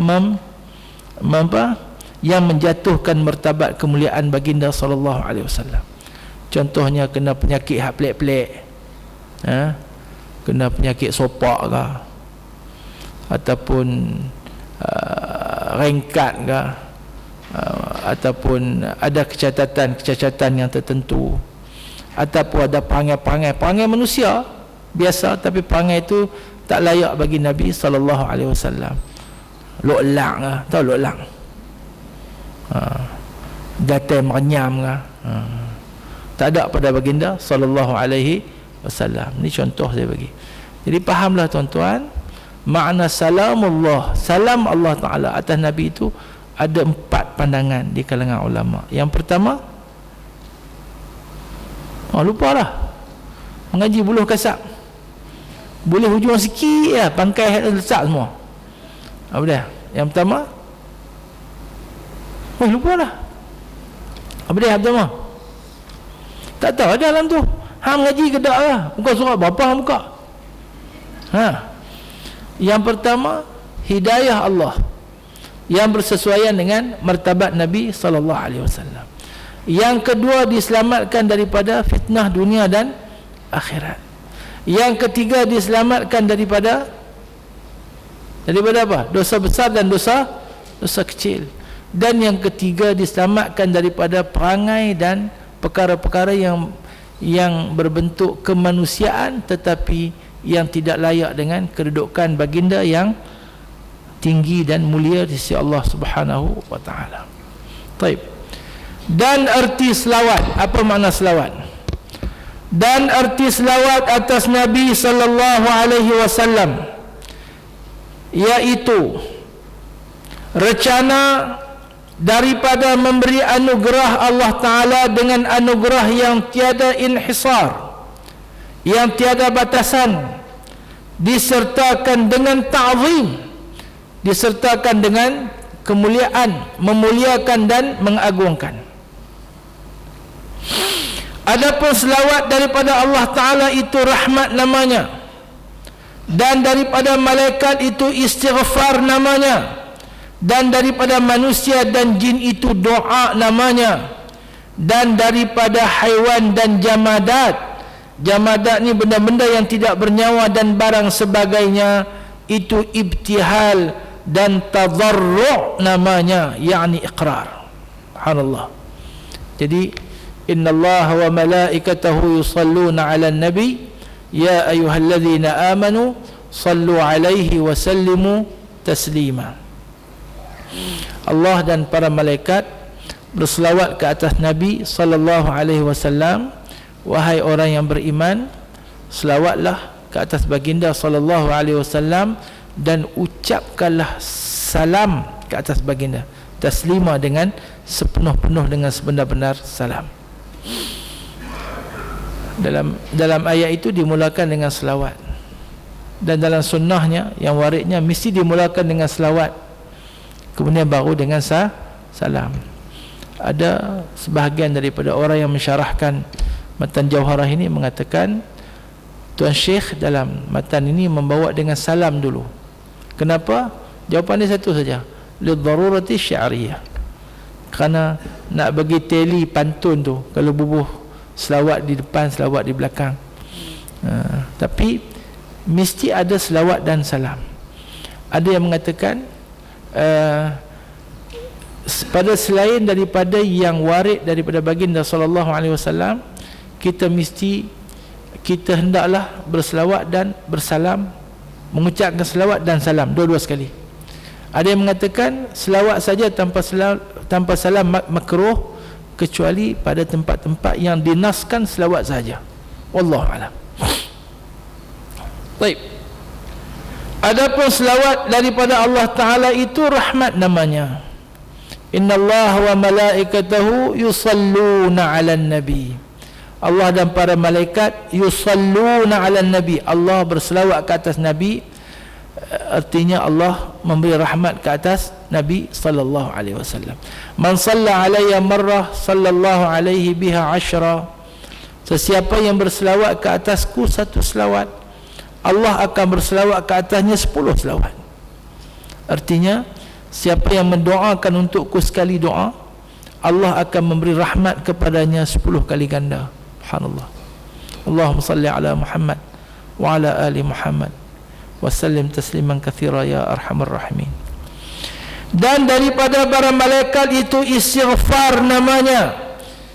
Kalau selawat para malaikat maknanya memohon keampunan. Innallaha, ada riwayat yang menyebut innallaha malaikatahu yusalluna 'ala sufufil mayamin. Allah dan para malaikat berselawat ke atas saf yang di sebelah kanan. Sekali lagi kita tengok orang semayang, dia banyak kali dah main semayang Masjid Negara ni, macam mana nak buat saf yang kedua, macam mana nak buat saf yang ketiga, yang keempat. Ada hak mula belah kiri, ada hak mula belah kanan ujung, ada hak mula ikut tengah, ada ikut suka ya. Dia lagu mana? Dia apabila imam dengan seorang makmum, maka makmum yang laki-laki itu di kanan imam, kanan dan hampir dengan imam. Dia ke belakang sikit saja pada kadar buku lali imam. Kemudian apabila makmum yang kedua datang, dia duduk tahu mana? Dia duduk, sepatutnya dia duduk kiri imam, bukan duduk belakang imam. Kita tengok dalam Sabilal Muhtadin, dalam Bugyatul Tullab, dia kata dia duduk belah kiri imam. Kemudian kedua-dua mereka berundur ke belakang. Bukan kita pergi duduk belakang imam, lepas tu kita tepuk kawan kita sebelah. Terkejut dia. Orang kan dia kata, ingat ke apa kan? Kita duduk tepi imam, belah kiri, kita bertakbir. Kemudian kawan kita pun perasan kita masuk semayang, maka ada dua pilihan. Sama ada imam ke depan ataupun mereka berdua ke belakang. Biasanya kita berdua belakang. Kemudian main makmum yang ketiga, dia duduk tahu mana? Dia duduk di kiri makmum yang tengah. Makmum keempat kanan. Makmum kelima kiri, kanan, kiri, kanan, kiri, kanan. Baru dia seimbang, mengambil makna pada hadis wasitul imam wasaddul khalal. Hendaklah kamu jadikan imam itu di tengah dan tutup khalal, tutup tutup lubang-lubang yang ada. Tak ada kena mengena dengan tauhid, dengan mengaji pun saja. Kemudian bila cukup saf yang pertama, nak buat saf yang kedua, mula tahu mana? Mula tahu mana? Belah kanan, belakang belah kanan. Hadis itu wasitul imam, maka hendaklah dia mula pada belah tengah. Lepas tu kiri kanan, kiri kanan, kiri kanan, macam bunga kembar. Lepas tu tengah lagi macam bunga kembar. Tak, ni buat ujung, dia ada nak kena kanan dulu. Tuan-tuan bayangkan kalau masjid Nabi SAW belah kanan sekali, tang mana? Belah kanan sekali. 1 kilometer dah, kanan ujuk. Tak perlu begitulah. Tuan-tuan tengok orang buat saf. Kalau tuan-tuan yang mengaji pun buat saf lagu tu, saya tarik telinga. Tension. Tapi buat macam mana? Dah depa buat lagu tu, kita nak pergi duduk duduk tengah pun dam lah. Kita pergi ikut depa, bodoh kau dengan depa. Orang utara ni dia kasar sikit. Dia kata bodoh, tak apalah. Kemudian dia seorang pergi duduk tengah. Dia seorang dia pergi duduk tengah dan tak boleh duduk seorang. Dia takbir, dia pergi duduk tengah betul, bukan duduk pada saf ni, dia pergi duduk belakang orang hak tengah betul tu. Dia takbir, kemudian yang tu yang kata dia kuih salah seorang hak di belakang tu, yang di depan tu, dan dia pun pergi ke belakang. Kemudian orang hak depan tu adalah sunat dia mai belakang bersama dengan kawan hak seorang lagi tu untuk menemani dia, kerana makruh dia semayang seorang-seorang. Dan wa ta'awanu 'alal birri wat taqwa wa la ta'awanu 'alal itsmi wal 'udwan. Kemudian saf tu dia perapat, maka ujung belik kanan sekali dia akan ada satu kosong. Orang mai masuk situ. Man wasalahu Allah. Siapa yang menghubungkan saf, Allah Ta'ala akan hubungkan dia dengan rahmat Allah. Kemudian dalam saf ini, saf lelaki, kemudian saf kanak-kanak yang belum memayyiz. Kanak-kanak yang memayyiz masuk dalam saf. Kanak-kanak yang belum memayyiz kalau boleh tidak dimasukkan dalam saf, kerana ada beberapa masalah dalam mazhab kita lah, terutamanya berkenaan dengan berhubung, menagung najis dan sebagainya. Tapi diingatkan kalau kanak-kanak dah masuk dalam saf, jangan dikeluarkan, kerana dia punya apa? Dia punya semangat dia, motivasi dia, maknawiyah dia akan rosak. Saya ada tengok ada masjid tu, imam duduk pergi perelok saf kan. Dia kata kanak-kanak buat satu saf di belakang rapat-rapat. Tak apa, budak-budak tu pun dia pun pi. Kanak-kanak yang memayyiz, yang dah ambil wuduk dan boleh membersihkan sendiri, okey. Memayyiz ni artinya kalau laki-laki yang dah berkhatan, kemudian yang dah boleh jaga kebersihan sendiri, okey, itu memayyiz. Ada tu imam hak cengik, budak-budak pi duduk belakang. Esok tak main dah, betul tak? Ya, ini pun tak betul juga. Itu kadang-kadang nada kita tu sama ya anak-anak elok yang belum memayyiz lagi, dia pun tak faham memayyiz tak memayyiz kan. Kita abaklah kat waris-waris yang tengok anak-anak yang belum memayyiz dikebelakangkan. Kemudian belakang daripada kanak-kanak yang tidak memayyiz itu orang pondan, kalau ada pondan, doa kat ni hang duduk tang tu. Kemudian selepas orang pondan, kanak-kanak perempuan, tak ada tomboy, tak ada. Tomboy tak ada. Pondan ya. Kemudian kanak-kanak perempuan, kemudian baru orang tua perempuan yang dewasa. Pasal tak? Kalau ada anak-anak perempuan buh tang mana? Pasal apa buh belakang? Depa kena buh depan. Depa kena letak di hadapan. Saf yang paling afdal bagi orang lelaki, saf yang paling hadapan. Saf yang paling afdal bagi orang perempuan, saf yang paling belakang. Ni makcik pula dah buat cengeng-cengeng. Ni budak-budak perempuan semua duduk belakang. Mami nak main duduk depan. Mami Tanjung jarum pula tu. Baik, balik pada pelajaran kita. Kalau selawat daripada Allah, itu maknanya rahmat Allah. Kalau selawat daripada para malaikat, itu maknanya istighfar, artinya para malaikat memohon keampunan. Kalau selawat daripada jin dan manusia, itu maknanya mendoakan. Dan kalau selawat daripada binatang dan benda-benda, itu artinya ibtihal, rintihan hati, rintihan dan tadarru', iqrar, artinya tunduk dan patuh. Tuan-tuan jangan ingat benda-benda ni memang tidak bernyawa, tidak berakal, tetapi mereka ini semua akan menjadi saksi di hadapan Allah Azza wa Jalla.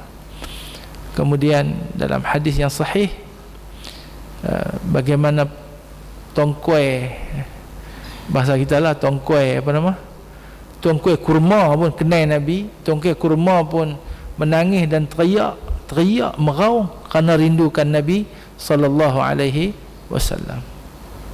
Syahdan, sayugianya memperbanyakkan membaca selawat atas Nabi sallallahu alaihi wasallam di dalam malam Jumaat dan siangnya, istimewa ketika waktu ijabah. Waktu ijabah yakni waktu Allah Ta'ala memperkenankan doa, dan waktu hajat kepada Allah, kerana hadis Nabi sallallahu alaihi wasallam. Banyakkan selawat. Warid dalam hadis Nabi sallallahu alaihi wasallam tentang kelebihan selawat ke atas baginda, dan selawat ini menetapkan kasih kita kepada baginda dan menetapkan iman kita kepada Nabi sallallahu alaihi wasallam, dan insya-Allah melayakkan kita untuk mendapat kedudukan yang baik di akhirat kelak dengan syafaat baginda sallallahu alaihi wasallam. Daripada mulut kita ada sebut benda merepek-merepek, alangkah baiknya kalau dihiasi dengan berselawat ke atas Nabi sallallahu alaihi wasallam. Boring, tak ada kerja apa nak buat, tengok gambar Hindustan, selawat ke atas Nabi sallallahu alaihi wasallam. Dalam hari Jumaat ni ada waktu ijabah, dia satu titik, tapi tak tahu bila. Disembunyikan oleh Allah supaya kita melipat gandakan doa pada hari Jumaat. Ada orang kata ketika sekian, ada orang kata ketika sekian, ada orang kata ketika muazzin azan, ada orang kata ketika imam naik mimbar, ada orang kata ketika antara dua khutbah, ada orang kata, dan agak kuat juga ketika ghurub, terbenamnya matahari pada hari Jumaat. Terbenam matahari pada hari Jumaat. Baik. Dan hajat, kita buka doa kita dengan doa kita dengan selawat, dan kita tutup doa kita dengan selawat.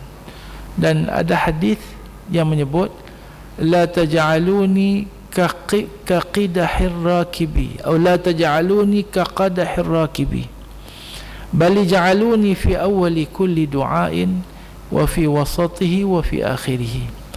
Jangan jadikan aku macam mangkuk orang yang naik unta.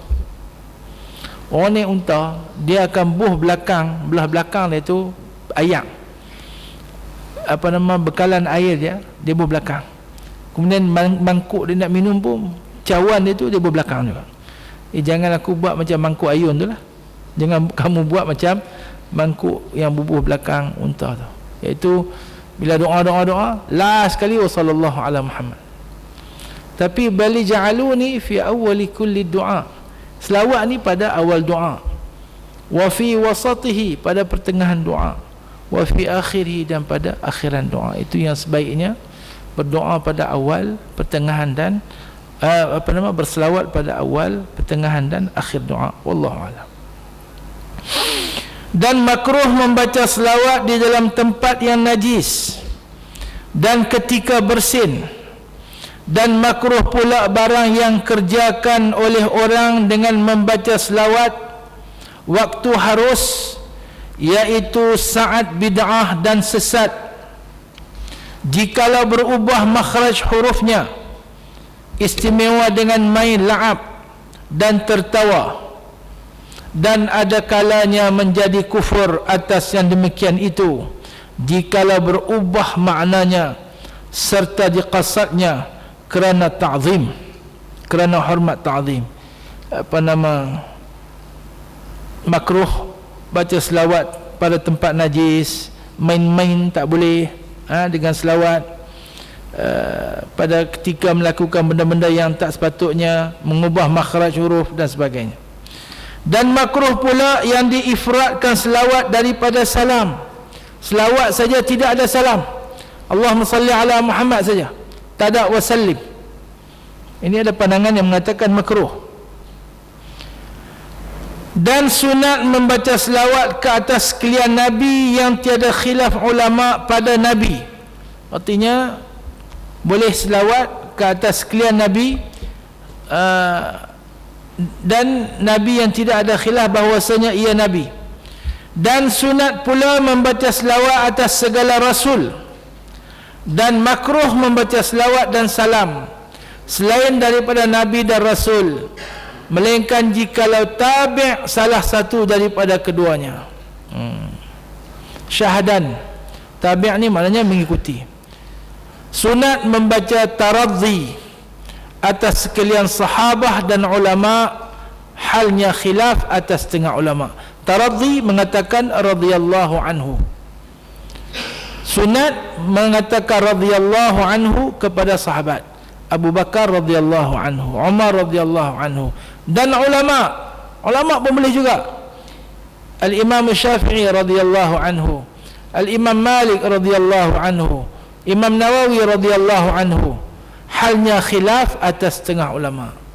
Artinya ada sebagian ulama kata tak disunatkan ke atas alim ulama, hanya kepada para sahabat Nabi sallallahu alaihi wasallam. Syahdan, erti Nabi itu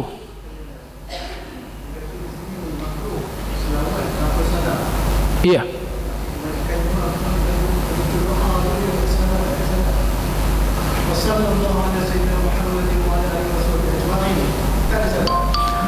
so dia kata wassalam. Betul, awal-awal lagi saya kata makruh membaca selawat tanpa salam, kecuali pada tempat-tempat yang dinaskan selawat sahaja, tidak ada salam. Macam selawat dalam sembahyang, kan? Allahumma salli ala Muhammad wa ala ali Muhammad kama sallaita ala, sampai sudah tak ada wasallama. Tetapi ada ulama menjawab dia ada salam sebelum tu dalam tahiyat. Contoh kena ingat baca tahiyat tu, lepas tu selawat. Selawat tu tak masuk dalam tahiyat. Selawat tu adalah rukun yang berbeza, tidak? Selawat adalah rukun qauli yang berbeza. Di dalam tahiyat kita, at-tahiyatul mubarakatus salawatut tayyibatu lillah, assalamu alayka ayyuhan nabiy wa rahmatullahi wa barakatuh. Dah ada salam. Jadi hasilnya makruh mengucapkan selawat ke atas Nabi tanpa salam. Allahumma salli ala Muhammadin wa ala ali Muhammad, Allahumma salli wa sallim ala sayyidina Muhammadin wa ala ali sayyidina Muhammad. Wallahu a'lam. Betul ke Ustaz? Wa sallallahu ala sayyidina Muhammadin wa ala alihi wa sahbihi ajma'in. Wa sallallahu ala sayyidina Muhammadin wa ala alihi wa sahbihi wa sallama ajma'in. Wa sallallahu ala sayyidina Muhammadin wa ala alihi wa sahbihi wa sallam, walhamdulillahi rabbil alamin. Di atas kebiasaan lah, atas kebiasaan. Seharusnya tidak begitulah, sepatutnya dengan salam sekali. Baik. Arti Nabi, syahadan, arti Nabi itu manusia yang laki-laki, yang merdeka, yang diberi wahyu oleh Allah Ta'ala, halnya disuruh menyampaikan kepada makhluk ataupun tiada. Ini makna Nabi. Nabiyun, asal perkataannya nabiun ala wazni fa'ilun, sari'un, daripada perkataan naba'a, dari perkataan naba'a. Nabi Muhammad sallallahu alaihi wasallam, Nabi Isa alaihi salam, Nabi Nuh alaihi salam, ini contoh-contoh Nabi. Dan Nabi itu adalah manusia laki-laki. Perempuan ada Nabi ya? Tak ada. Tidak ada Nabi perempuan, walaupun ada khilaf yang kecil di situ, tetapi yang sahihnya tidak ada Nabi daripada kalangan orang perempuan. Yang merdeka, yang diberi wahyu oleh Allah Ta'ala, halnya, mana keadaannya, disuruh menyampaikan kepada makhluk atau tiada. Dan kata Syekh rahimahullah, adapun menyuruh di sini mengutuskan. Allah Ta'ala akan Nabi kita Muhammad sallallahu alaihi wasallam itu ketika sampai umurnya 40 tahun sallallahu alaihi wasallam, serta membawa ilmu tauhid ketika balik sesat manusia dalam menyekutukan sifat uluhiyah pada lainnya Allah Subhanahu wa taala. Syekh, nah abang, Nabi diangkat menjadi rasul ketika umurnya 40. Dan ketika Nabi diangkat menjadi rasul, Nabi membawa tauhid, membawa ilmu tauhid, membawa pengetahuan tauhid, membawa asas dan prinsip-prinsip tauhid, dalam keadaan masyarakat ketika itu telah balik kepada kesesatan dengan menyekutukan Allah Azza wa Jalla. Kaabah tu kelilingnya dipenuhi dengan berhala dan kehidupan yang sudah tidak lagi berasaskan kepada ajaran tauhid. Dan arti ilmu tauhid itu yang diifratkan, yang disembah sebenarnya dengan ibadatnya, serta i'tiqadkan wahdaniyah zatnya dan sifatnya dan af'alnya. Belik dah, tak belik mana?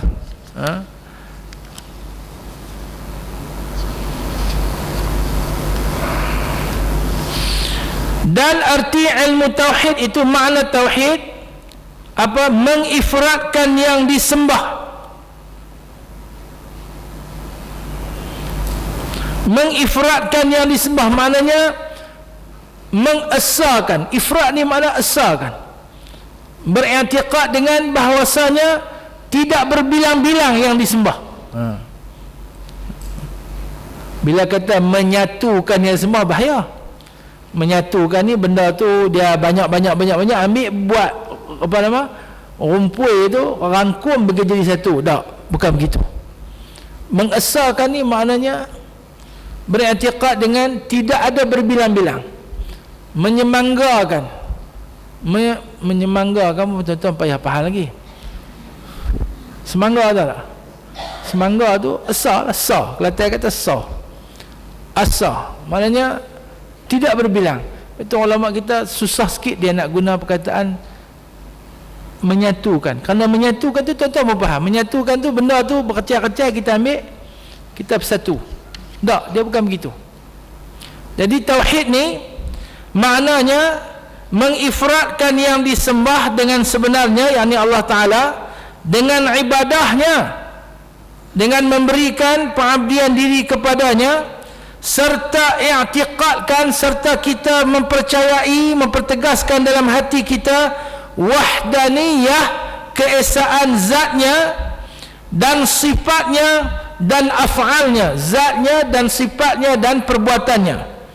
Dan kata setengah ulama, iaitu ibarat daripada mengiktikadkan keesaan zat Allah dan sifat Allah dan af'alnya. Tak ada beza sebenarnya. Yang pertama, yang ta'rifan yang pertama itu agak lebih luas kerana dia merangkumi tindakan yang dilakukan oleh seseorang yang beriman dengan keesaan Allah Azza wa Jalla, iaitu i'tiqad. I'tiqad ini adalah al-jazmu an dalil. Nanti adalah i'tiqad ini adalah al-jazmu an dalil, iaitu satu kata putus yang dipegang oleh hati yang berdasarkan kepada dalil, sandaran. Itu makna i'tiqad. Kemudian yang diiktikadkan itu adalah tentang kita mengifratkan, kita beriktikad dengan keesaan, dengan tidak berbilang-bilangnya al-ma'budu bil haq, Tuhan yang diberikan ubudiyah, Tuhan yang kita perhambakan diri kepadanya dengan sebenar, yang kita ibadahkan dia dengan sebenar, dengan kita meyakini keesaan Allah pada zatnya, pada sifatnya dan pada perbuatannya. Itu makna tauhid. Dan arti agama itu, dan arti nama agama itu kita dah bincang lah dulu, kalau ingatlah, yang mai lah. Agama ni dia boleh berkata apa bahasa Arabnya? Din lah, bahasa Arab tu din. Tapi tak, orang Melayu ambil perkataan agama tu daripada mana? Daripada aqama. Aqama yuqimu, dalam Quran kata aqimus salah. Aqama. Orang Mekah qaf disebut sebagai ga. Orang Mesir qaf disebut sebagai alif. Aqulu, orang Mekah kata agulu. Ini dialek. Orang Mesir kata aulu. Rasulullah sallallahu alaihi wasallam yaqulu. Orang Mekah kata Rasulullah sallallahu alaihi wasallam yaqulu. Orang Mesir kata Rasulullah sallallahu alaihi wasallam yaulu. Kan tak yaul, biyaul. An-Nabi biul. Kan? Okey. Saya lah rasa, dan beberapa orang sahabat saya kata agama ini dia boleh perkataan bahasa Arab aqama. Apa makna aqama? Menegakkan. Aqama, orang Mekah kata agama. Aqama, agama. Maka establish dalam bahasa kita agama. Ataupun masdarnya igama. Betul, orang tu kata igama. Aqama, agama al-Islam. Agama Islam makna menegakkan Islam. Igama Islam makna menegakkan Islam. Jadi pada perkataan agama tu sudah menunjukkan orang Melayu ni bukan takat-takat nak jadi Islam saja, bahkan mereka amat-amat memahami kewajipan menegakkan Islam dalam kehidupan ini, agama Islam. Dan arti agama itu racana himpunan daripada perintah Allah yang dibawa, tak manalah lari, yang dibawa oleh Nabi kita Muhammad sallallahu alaihi wasallam sampai kepada orang mukallaf, dan kata setengah ulama, dan iaitu racana daripada taat, dan kata setengah ulama racana daripada juzuk dalam hari kiamat, dan kata setengah ulama iaitu racana daripada hisab. Maka yang awal itu qaul yang rajih. Dia ada beberapa pandangan yang memberi makna kepada din. Din tu apa? Din, tolaklah agama yang bahasa Melayu tadi, din, agama tu. Ugama tu apa dia? Agama. Dulu kita panggil ugama kan. Zaman-zaman kita ambil SRP dulu, ugama lah kan. Baik, yang kata agama ini adalah hukum Allah, perintah Allah, hukum Allah yang dibawa oleh Nabi kita sallallahu alaihi wasallam, yang disampaikan kepada orang-orang mukallaf, yang berkaitan dengan orang-orang yang mukallaf, yang dibebankan dengan beban syariat, yang aqil balik, manusia yang aqil balik, dan sampai kepadanya dakwah. Tak ada lah Nabi nak bawa mai hukum apa nama, hukum kucing ke, hukum pokok ke, hukum pokok getah kelapa sawit ke. Tak, kerana itu bukan hukum mukallaf. Baik. Dan ada yang mengatakan din itu adalah satu juzuk daripada hari kiamat. Din dengan makna pembalasan hutang yang perlu dibayar. Contohnya ada kata hisab, dan kata Syekh yang awal itu, makna yang pertama itu yang rajih, yang jelas. Syahadan, nama wahyu itu apa dia wahyu? Yaitu racana daripada yang disampaikan Jibril alaihi salam kepada Nabi kita Muhammad sallallahu alaihi wasallam, serta dibacanya oleh Jibril kepadanya sallallahu alaihi wasallam. Yaitu wahyu itu adalah firman Allah yang disampaikan oleh Jibril dan dibacakan oleh Jibril kepada Nabi kita Muhammad sallallahu alaihi wasallam. Maka kata Syekh, fa arsyadal khalqa lidinil haqqi,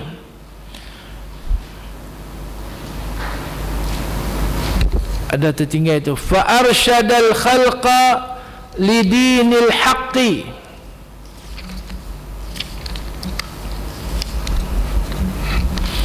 Tertinggal hak, tuan-tuan. Fa arsyadal khalqa lidinil haqqi. Tengok matan hadapan tu ada. Hadapan pun tertinggal. Ada bait yang ketiga pada halaman matan tu.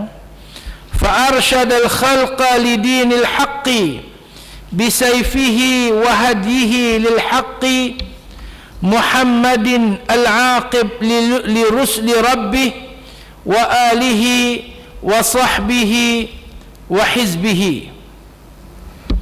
yakni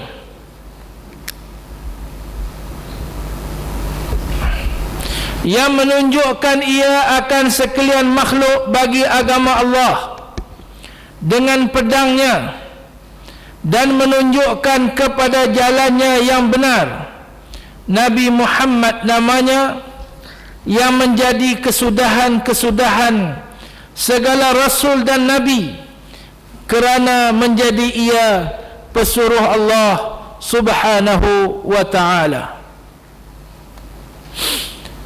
Fa arsyadal khalqa lidinil haqqi, maka ia membimbing makhluk kepada agama yang benar dengan pedangnya, bisayfihi, dengan pedangnya, wahadihi, dan dengan petunjuknya, lil haqqi, kepada kebenaran, Muhammadinil aqibi, Muhammad yang terakhir, li rusli rabbih, bagi rasul Tuhannya, wa alihi, dan keluarganya, wa sahbihi, dan sahabatnya, wa hizbihi, dan golongannya. Baik. Syahadan sayogianya atas sekalian orang yang mukallaf, yang berakal dan baligh, mengenal, yakni mengenal yang yakin bahawa sesungguhnya Nabi Muhammad itu sallallahu alaihi wasallam manusia yang laki-laki lagi merdeka, yang anak Abdullah, yang dizahirkan di dalam negeri Makkah dan kuburnya di dalam negeri Madinah, lagi diberi wahyu oleh Allah Ta'ala kepadanya, serta menyampaikan di ia atas sekalian makhluk, dan kepercayaan, serta siddiq, benar, lagi bijaksana, insya-Allah Ta'ala akan datang jua bicaranya. Syahadan bahawa sesungguhnya Nabi Muhammad itu kesudahan sekalian Nabi dan Rasul, dan tiada harus orang yang menjadi Nabi dalam zaman Nabi kita sallallahu alaihi wasallam, dan harus Nabi yang dahulu-dahulu itu mawjud dalam zaman Nabi kita sallallahu alaihi wasallam, seperti Nabi Allah Isa alaihi salam ketika turun daripada langit kepada bumi, serta menyungguhkan, mengamalkan kepada syariat Nabi kita Muhammad sallallahu alaihi wasallam ketika hampir hari kiamat, halnya membunuh Dajjal laknatullah. Baik.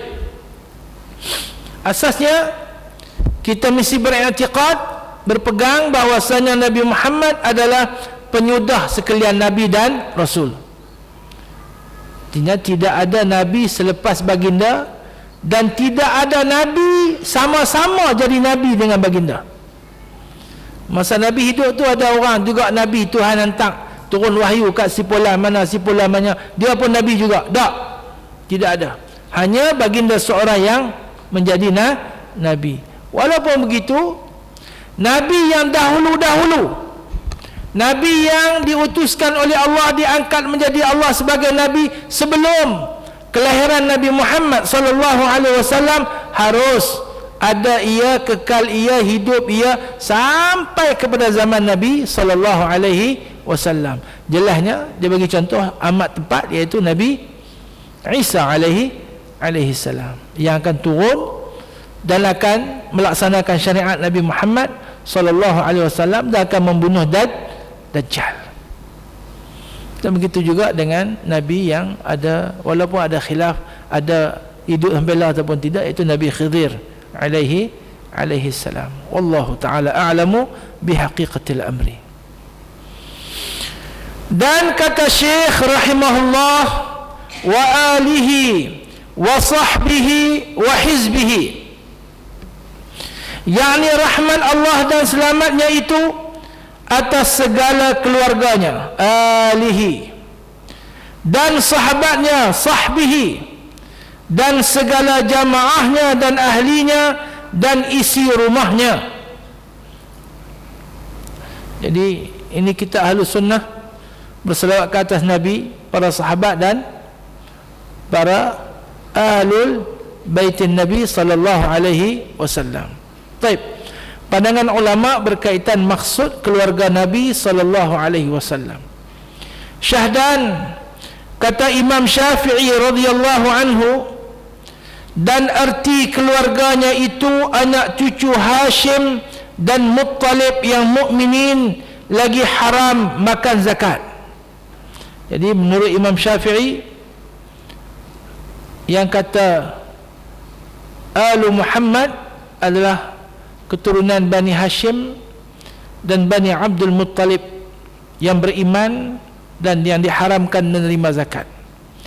Dan kata Malik rahimahullah, dan keluarganya itu khusus kepada anak cucu Hashim jua dan bukan anak Muttalib. Dan kata Syekh Abdul Salam Al-Izz Ibn Abdul Salam, dan keluarganya itu sekalian orang yang muttaqin, orang yang bertakwa kepada Allah daripada umat Muhammad sallallahu alaihi wasallam. Ini agak jauh sikit tapi dipegang oleh sebagian ulama yang kata Alu Muhammad adalah daripada kalangan orang yang bertakwa daripada umat Muhammad sallallahu alaihi wasallam. Syahdan, adapun sekalian anak Rasulullah sallallahu alaihi wasallam yang laki-laki itu 3 orang, yaitu Qasim dan Tahir dan Ibrahim, dan ketiganya itu mati sebelum sampai lepas menyusu. Dan ada beberapa, ada tak apalah, ada yang mengatakan ada seorang lagi nama At-Tayyib, tak apa. Tapi yang sahihnya 3 ni. Dan 4 orang perempuan, yaitu Zainab dan Ruqayyah dan Ummu Kalsum dan Fatimah radhiyallahu anhum. Dan anak Nabi yang pertama itu Qasim, maka Zainab, maka Ruqayyah, maka Fatimah, maka Ummu Kalsum, maka Tahir, maka Ibrahim. Dan semuanya itu daripada Sayyidatina Khadijah, melainkan Ibrahim maka ia daripada Sayyidatina Maryah radhiyallahu anha.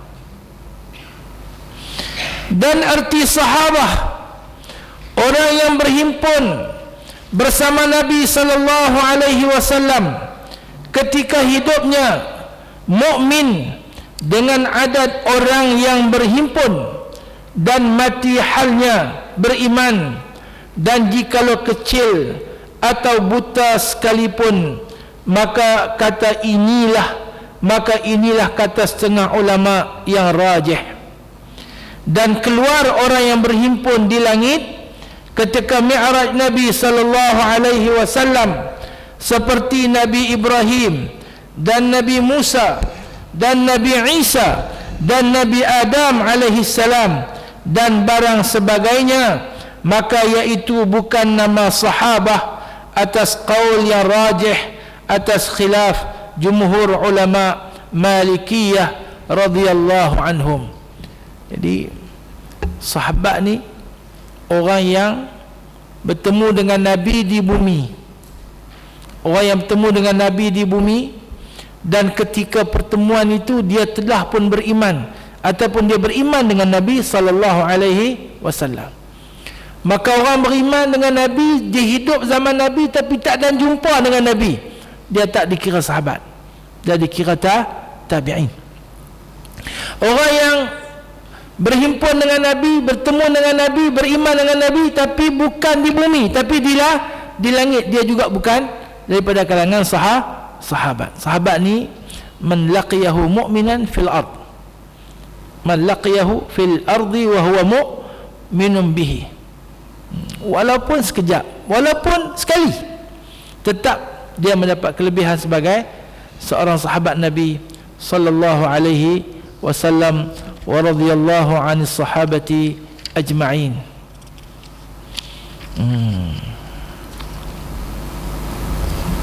Baik. Kewajipan mempelajari ilmu usuluddin. Tuan-tuan nak take 5 tak? Take 5 saya okey je. Jadi kalau tuan-tuan nak take 5, elok juga take 5. Okey, kita take 5. InsyaAllah kita sambung pukul 11.30. Wa sallallahu sallama wa baraka ala nabiyyina Muhammad wa ala alihi wa sahbihi ajma'in. Subhana rabbika rabbil izzati amma yasifun wa salamun ala al-mursalin walhamdulillahi rabbil alamin.